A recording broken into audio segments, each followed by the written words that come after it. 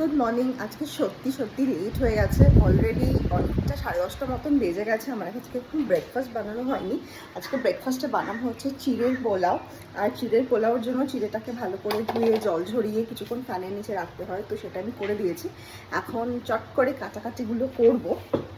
তার আগে একটা কথা বলি, সবাইকে নয় কিছু জনকে, সেটা হচ্ছে রাত্রিবেলা যখন আমি অনলাইন থাকি, তোমরা অনেকে রয়েছে তারা আমাকে কল করো, ঠিক আছে, মেসেঞ্জারে কল করো। আমি কোনোদিনই রিসিভ করি না, বিকজ রাত্রিবেলা এইভাবে রিসিভ করাটা কি ভালো দেখায়?